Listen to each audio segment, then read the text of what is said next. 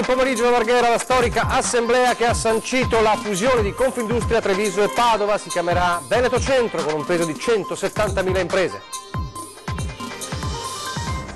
Dopo la proclamazione ufficiale di ieri, primo vero giorno di lavoro nel suo ufficio di Casugana per il neo sindaco di Treviso Conte, primi provvedimenti dettati alla polizia locale, giro di vite su accattonaggio e spaccio di droga nei parchi. La denuncia del sindacato di polizia COIST sulla situazione delle forze dell'ordine all'aeroporto Canova, agenti insufficienti e senza mezzi, a rischio la sicurezza. La polizia interviene per sedare una lite violenta tra due fidanzati, al centro della discussione il fatto che lei non avesse ancora preparato le valigie per le vacanze. Il rieletto sindaco di Vedelago, Cristina Andretta, presenta la squadra di assessori della sua giunta dopo il trionfo bis alle urne, priorità e progetti sul tavolo. Buona notizia perché ha intenzione di recarsi al Sacrario di Cimagrappa in questi giorni di memoria dalla battaglia del Sostizio. È stato riaperto il percorso trevigiano di Pian della Bala, bloccato da settimane. Raduno Triveneto degli Alpini, oggi il primo di 3 giorni della grande festa delle pene nere a Vittorio Veneto, eventi e memorie in attesa della sfilata di domenica. Telespettatori di Antenna 3, buonasera e ben trovati. L'edizione trevigiana dei nostri telegiornali. In primo piano c'è l'economia con la fusione sancita oggi con un plebiscito, un voto plebiscitario nel pomeriggio a Marghera, al Palexpo di Marghera, che ha portato dunque alla fusione a lungo cercata e a lungo progettata di Confindustria Treviso e Padova, un nuovo soggetto che diventa la prima associazione veneta per numero di aderenti e la seconda in Italia per imprese e dipendenti. Abbiamo deciso di mettere assieme questi due territori perché noi pensiamo che per le sfide del mondo c'è bisogno di dimensione. E la nuova dimensione di un'industria Treviso, che oggi ha ratificato la fusione con Padova, è davvero notevole. Quasi 170.000 imprese, con oltre 280.000 addetti. Assindustria Veneto Centro, questo è il nuovo nome, è da numeri economici la prima associazione in Veneto e in Italia la seconda, solo dietro ad Assolombarda.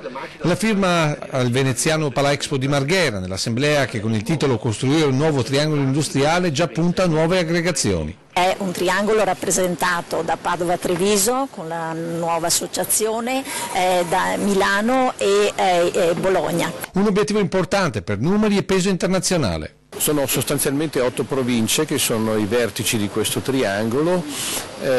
Idealmente si potrebbe immaginare che questi vertici si rafforzano anche con Venezia da una parte, con Varese dall'altra, fino a racchiudere sostanzialmente una realtà economica che è quella in sostanza della Lombardia e dell'intero nord-est, che in termini di PIL sarebbe gigantesca, potrebbe confrontarsi con le più grandi nazioni europee, sarebbe la sesta nazione europea, mentre in termini di valore aggiunto manifatturiero sarebbe addirittura la quarta. Una potenza economica, quindi anche politica, capace di spingere scelte importanti e non a caso questo triangolo nasce da 3 regioni impegnate nel percorso dell'autonomia. Questo è un dato significativo, molto probabilmente questa richiesta non è una richiesta di autonomia intesa come le 3 regioni che si vogliono staccare dall'Italia, ma che vogliono avere quella possibilità di avere quei fattori abilitanti, come dicevo prima, per poter crescere ancora di più. Ma per crescere e quindi garantire lavoro e benessere ai territori, gli industriali chiedono infrastrutture, senza se e senza ma,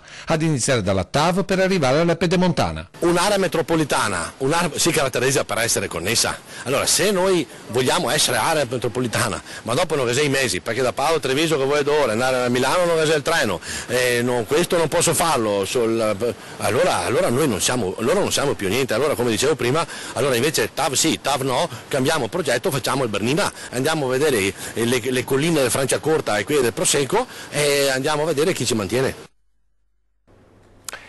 Dunque la nascita di questo soggetto, e si è parlato di lavoro, ovviamente anche delle possibilità del lavoro. Intanto gli ultimi dati diffusi dalla CISL relativi al mercato del lavoro nel primo trimestre 2018 nella Marca sono davvero confortanti.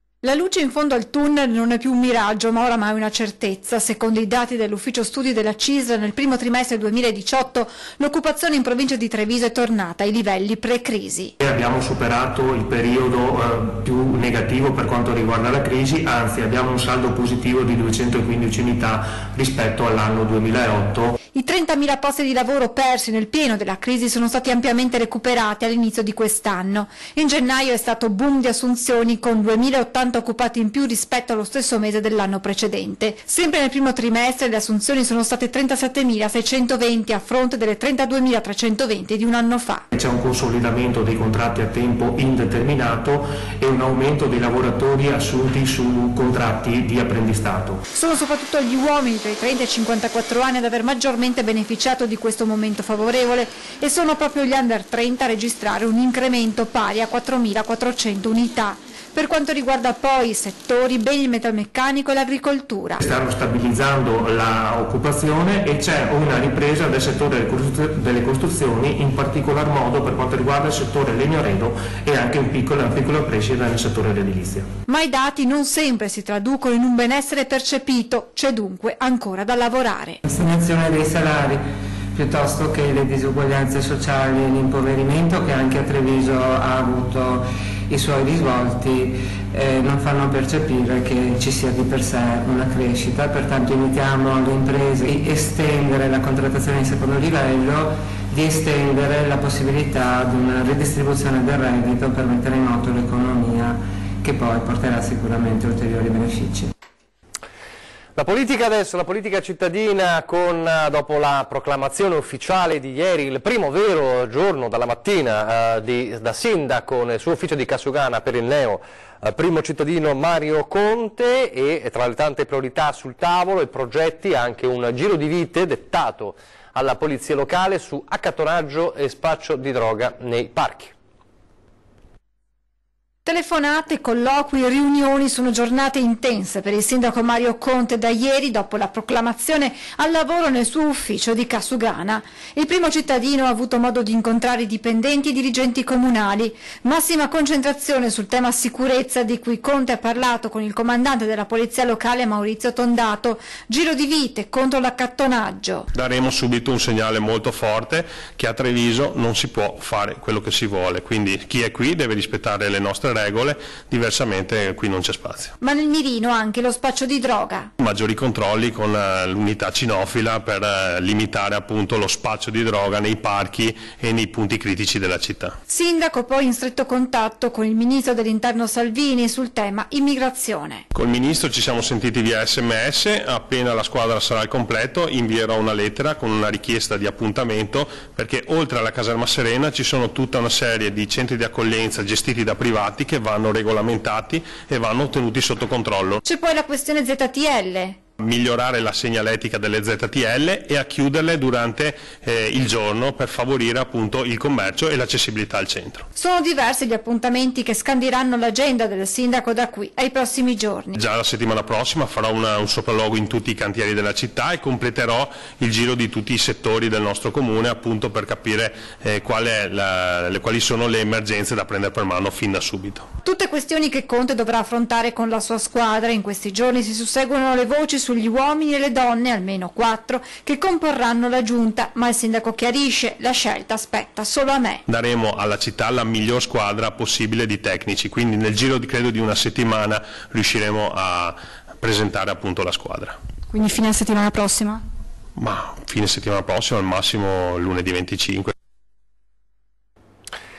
Tra i tanti temi della campagna elettorale, come sappiamo, c'è anche quello dell'aeroporto Canova di Treviso, ma questa volta non parliamo della questione rotte, che comunque resta un tema importante, della sicurezza proprio sulle rotte. Parliamo della sicurezza dei controlli da parte di chi controlla all'interno dell'aeroporto, cioè le forze dell'ordine. Arriva un allarme specifico e ben preciso da parte del sindacato COISP.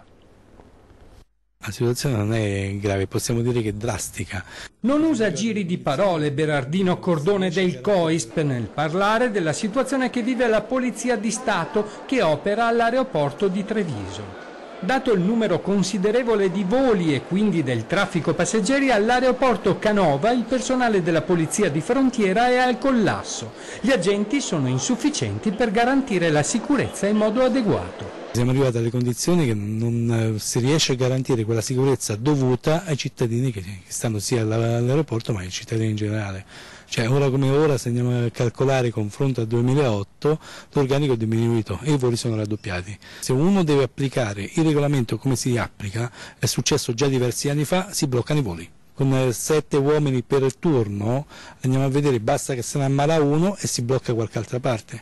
Cioè è inutile che continuiamo a aumentare perché aumentano ancora i voli, però più aumentano i voli più servirebbe il personale manca, quindi aumentano i voli, non c'è personale, dove vogliamo arrivare? Il personale in servizio, spiega ancora il COISP, ha difficoltà anche per reperire la divisa di ordinanza. Andiamo a vedere a livello delle divise, in pratica solo la questura e fortunatamente anche la polizia statale hanno ottenuto la divisa operativa, quindi quelle con le polo, mentre invece la polizia di frontiera, come anche la Polfer, non ce l'hanno. Cioè non riesco a capire perché il Ministero fa degli appalti, poi automaticamente non manda le divise. Cioè, ma dobbiamo andarle a comprare noi. Difficoltà che, auspica il sindacato, possano trovare rimedio con il governo di recente nomina. Speriamo, ma ci servirà tanto per riuscire a recuperare, perché con tutti i danni che ci sono stati fatti nel passato, con un calo di organico che c'è stato, che siamo arrivati a 10-15 mila unità in meno, serviranno 2-3 anni per riuscire ad arrivare al punto in cui stavamo tanti anni fa.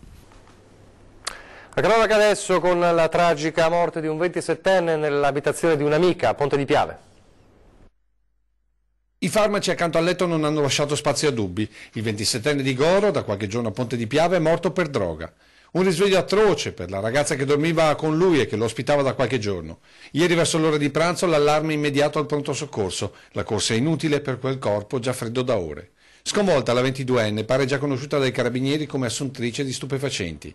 Militi che stanno indagando e probabilmente nei prossimi giorni avverrà l'autopsia sul corpo per capire se il decesso del 22enne romagnolo sia a causa di un'overdose o se dietro al mix mortale di farmaci ci sia stato invece il gesto estremo di un giovane che non sapeva più come uscire dal tunnel della droga. Ancora la cronaca, stavolta una storia decisamente diversa, la polizia che interviene per sedare una lite diventata una vera e propria zuffa all'aperto sotto gli occhi anche dei passanti, una zuffa nata per colpa delle valigie per le vacanze. Ha dell'incredibile quanto accaduto ieri, protagonisti 2 fidanzati pronti a partire il giorno dopo per le vacanze estive in una località del sud Italia. Lei, 49 anni, residente nel capoluogo della Marca, però non ha ancora preparato i bagagli. Così quando il compagno, 38enne, che vive nella provincia trevigiana, passa a casa proponendole di uscire per un aperitivo, lei rifiuta spiegando che deve iniziare ad organizzare le valigie. Di fronte alla giustificazione della fidanzata, l'uomo dà in escandescenze ed inizia ad insultarla prendendola a schiaffi. La 49enne cerca di difendersi colpendo a sua volta il compagno.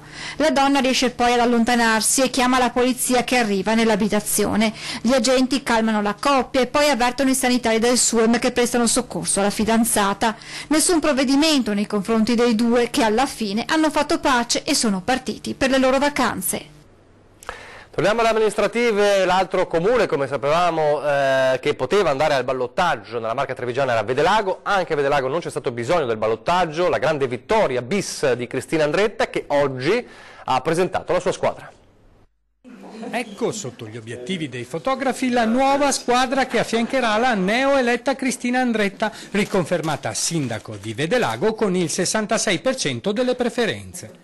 Dopo la soddisfazione elettorale, il primo cittadino è tornato subito al lavoro per presentare la nuova giunta. Le scelte sono state in base alle liste che avevamo, quindi 2 assessori competono alla Lega, 2 assessori di cui uno è il vice sindaco alla lista Marco Perin, che si è confermato ancora il primo per il numero di preferenze, e un assessore alla lista per Vedelago. Ci sono 3 assessori nuovi, quindi ci sono delle novità, hanno professionalità diverse, un grande entusiasmo, punti di vista diversi, quindi mi aspetto davvero un lavoro di cose nuove, di nuove idee. Riconfermato nella giunta Andretta il vice sindaco 43enne Marco Perin, nonché assessore con delega ai lavori pubblici, ambiente, al patrimonio e al personale. Assessore alla cultura, pari opportunità e associazionismo alla 51enne Braccio Denisi. Al 40enne assessore Nicoletti Roberto la delega alla sicurezza e ai trasporti.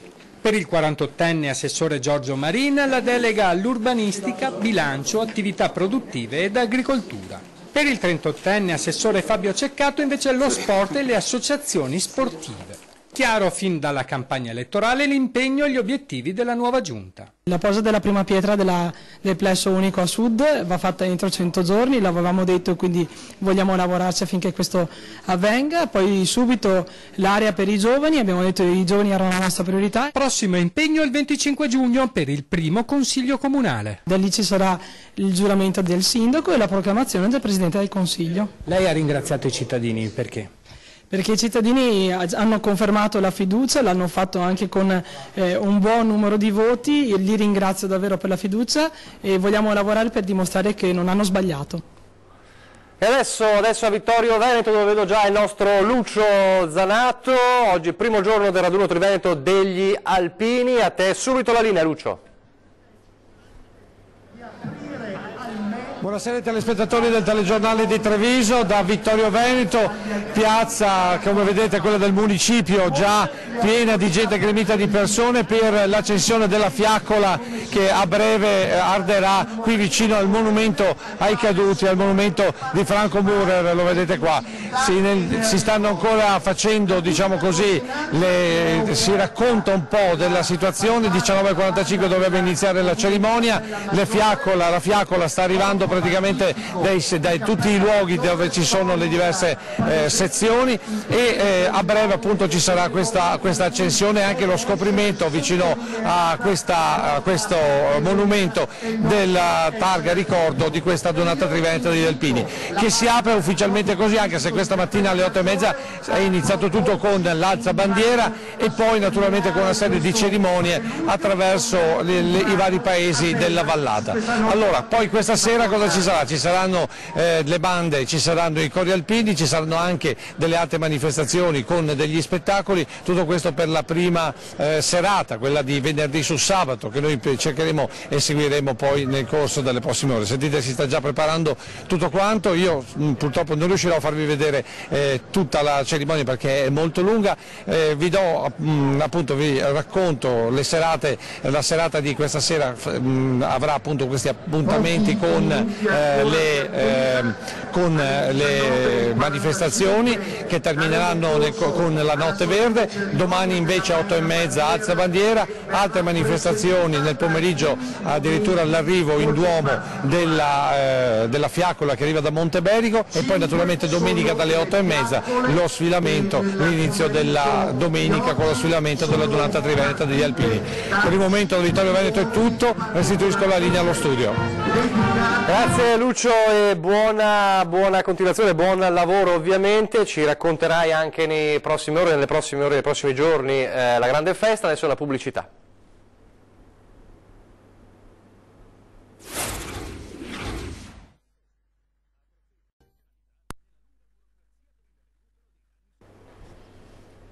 Rieccoci in studio, in diretta, una buona notizia per quanti, soprattutto in questi giorni di celebrazioni per la battaglia del Sostizio, ovviamente parliamo della Grande Guerra, hanno intenzione di recarsi al Sacrario di Cima Grappa perché è stato riaperto finalmente il percorso trevigiano di Pian della Bala. Per più di qualcuno queste immagini appariranno come un sogno, con quella strada tra le nuvole finalmente riaperta e percorribile. Sono i tunnel di Pian della Bala che collegano il percorso della Grande Guerra sulle sommità del Monte Tomba, del Monte Pallone, del Boccaora e del Monte Meda con Cima Grappa. Strada provinciale chiusa da tempo a causa dei massi che con le nevicate e il gelo ogni anno ostruiscono il percorso e che ogni anno, finché c'erano i fondi, la provincia di Treviso rimuoveva permettendo ai turisti, ma soprattutto al popolo delle Malghe, di muoversi da e verso la piana, come dai versanti bellunese e vicentino verso quello di Marca del Monte Sacro alla Patria. Soldi finiti e problemi per la viabilità in queste zone, considerando che il percorso verso Crespano col famoso Salto della Capra è chiuso per manutenzione e quello da Semonzo aprirà forse per fine mese. Restava solo la strada a Cadorna da Romano, con le prevedibili code per chi, soprattutto nell'anno del ricordo della vittoria nella Grande Guerra, vuole recarsi in pellegrinaggio al Sacrario di Cima Grappa. Ecco perché queste immagini sicuramente riapriranno il cuore ai molti che conoscono e apprezzano questi luoghi, ma soprattutto per l'economia delle Malghe, che tengono vive queste vette e queste valli. Proprio una buona notizia, e qua dobbiamo dire un grazie sincero all'amministrazione provinciale e al sindaco Stefano Marcon per l'interessamento che hanno dato per l'apertura della strada che da Pian della Baia va in cima a Grappa, e quindi possiamo dire che adesso, sistemata anche la strada che va a Campocroce, il Grappa è tutto percorribile. Invitiamo quindi i consumatori e i visitatori a visitare le Maghe e a visitare questo territorio meraviglioso. A Castelfranco stamattina i municipi e i carabinieri in congedo hanno consegnato un assegno per contribuire al restauro delle mura cittadine.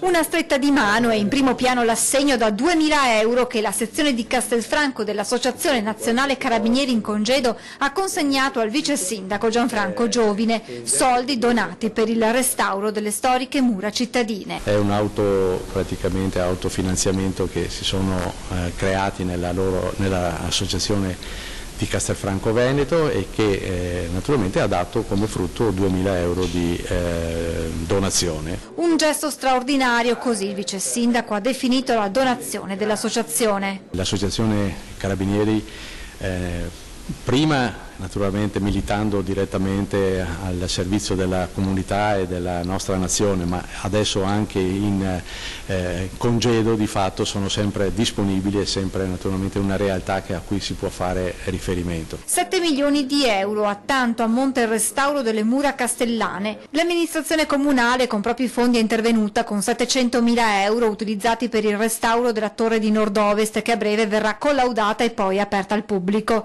Ha invece preso il via in questi giorni il cantiere della torre di sud-est finanziato dal Ministero dei Beni Culturali con 500.000 euro.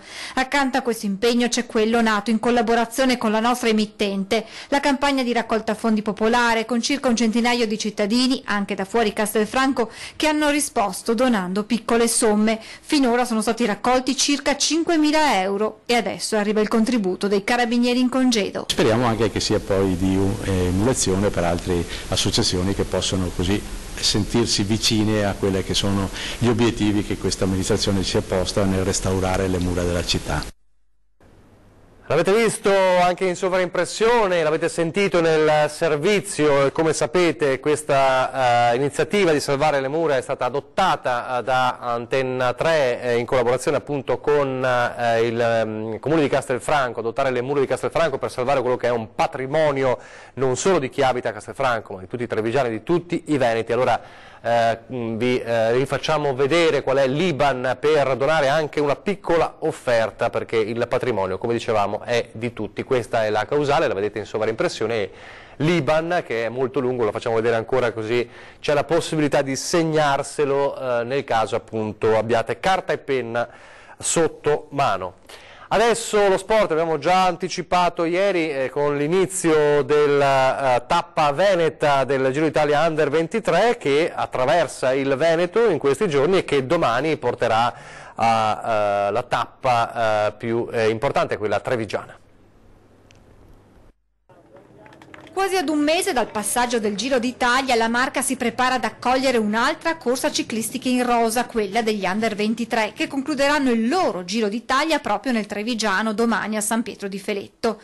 Prima la semitappa del mattino di quasi 73 km con Egliano Valdobbiadene, poi la spettacolare cronometro di 22 km con arrivo a Cadelpoggio, dove ad attendere i ciclisti insieme al governatore Luca Zaia anche tanti grandi nomi dello sport. La Federazione Ciclistica Italiana, dopo 5 anni di assenza, ha fortemente voluto riproporre questa competizione. Perché era la corsa più importante a livello dilettantistico ed è tornata ad essere la corsa più importante.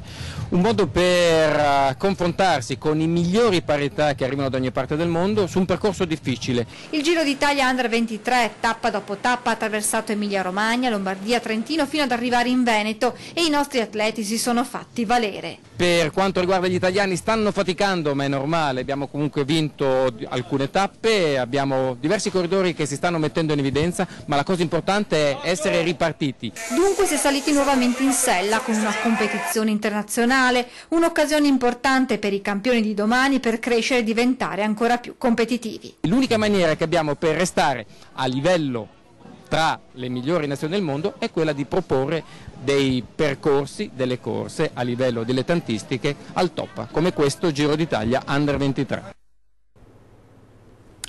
Siamo in chiusura, allora vi ricordo 20:10 fra pochissimo, dopo appunto il nostro telegiornale. Avete visto nel nostro telegiornale di questa sera Cristina Andretta, sindaco riconfermato che presentava la sua giunta, 2 sindaci riconfermati nell'ultimo turno elettorale ospiti questa sera, ovvero Fabio Vettori, sindaco di Nervesa della Battaglia, e Alberto Cappelletto, sindaco di San Biagio di Callalta. Sono loro gli ospiti di 20:10 questa sera.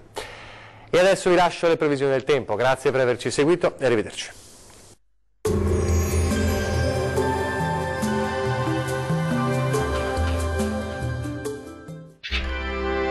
Tremonti, attrezzature e materiale per saldatura professionale a Montebelluna. Ben ritrovati al meteo. Bel tempo prevalente sulle nostre regioni, ma vediamo il dettaglio di venerdì 16 giugno. Sul Veneto sarà una splendida giornata di sole, il cielo infatti si presenterà sereno o al massimo poco nuvoloso un po' su tutti i settori della nostra regione. Possibili soltanto locali addensamenti sulle aree montuose ma senza altre conseguenze. Temperature minime tra 14 e 18 gradi, massime comprese invece tra 25 e 29 gradi. Non cambia di molto la previsione sul Friuli Venezia Giulia. Sulla nostra regione sarà infatti una bella giornata di sole. Su tutti i settori il cielo si presenterà sereno o al massimo poco nuvoloso. Possibili isolati addensamenti, ma del tutto innocui. Temperature minime tra 15 e 18 gradi, valori massimi oscillanti invece tra 27 e 29 gradi circa. Diamo infine uno sguardo al Trentino Alto Adige, dove sarà in prevalenza soleggiato con cielo al massimo poco nuvoloso. Non si escludono tuttavia locali addensamenti sui settori di confine, ma che non dovrebbero dar luogo a temporali. Temperature minime tra 12 e 14 gradi. Le temperature massime invece saranno comprese tra 27 e 29 gradi circa. Dal meteo di Antenna 3 per ora è tutto. Arrivederci al prossimo aggiornamento.